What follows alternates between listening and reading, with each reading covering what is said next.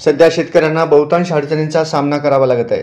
मी स्वतः द्राक्ष बागायतदार असून मला द्राक्ष बागायतदारांच्या समस्यांची जाण आहे।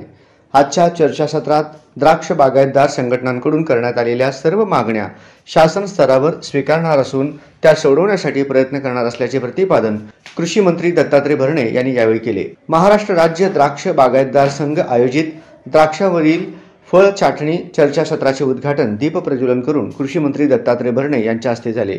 यावेळी राज्य द्राक्ष बागायतदार संघाचे अध्यक्ष कैलासराव भोसले, उपाध्यक्ष मारुतराव चव्हाण, संघटनेचे खजिनदार शिवाजी पवार, जिल्हा कृषी अधीक्षक कृषी अधिकारी शुक्राचार्य भोसले, उपविभागीय कृषी अधिकारी रामचंद्र माळी, जिल्ह्यातील द्राक्ष बागायतदार इत्यादी उपस्थित होते।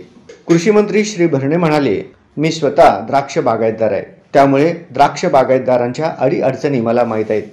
अतिवृष्टीने झालेले बागायतदार शेतकऱ्यांच्या नुकसानीसाठी पॅकेज, क्रॉप कव्हर अनुदान यासह या चर्चासत्रात ज्या काही मागण्या द्राक्ष बागायतदारांनी केलेल्या आहेत त्या सर्व मागण्यांचा स्वीकार करून त्या मागण्या शासन स्तरावर सकारात्मक दृष्टीने मांडून बागायतदारांच्या हिताचे निर्णय घेण्यासाठी प्रयत्न करणार असल्याचे त्यांनी सांगितले।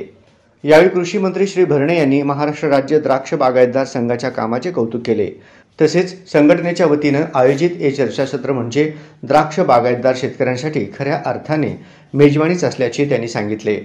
या चर्चासत्राचा उपयोग करून शेतकऱ्यांनी आपल्या शेतामध्ये नाविन्यपूर्ण प्रयोग करावेत असे आवाहन त्यांनी केले। प्रारंभी द्राक्ष बागायतदार संघटनेचे अध्यक्ष श्री भोसले यांनी सीना नदी पूरग्रस्त भागातील शेतकऱ्यांसाठी विशेष पॅकेजची तरतूद करावी, 10 HP मोटारीसाठी वीज मोफत द्यावी, क्रॉप कव्हरसाठी 50% अनुदान अशा मागण्या करून त्या शासनाने सोडवाव्यात अशी अपेक्षा व्यक्त केली।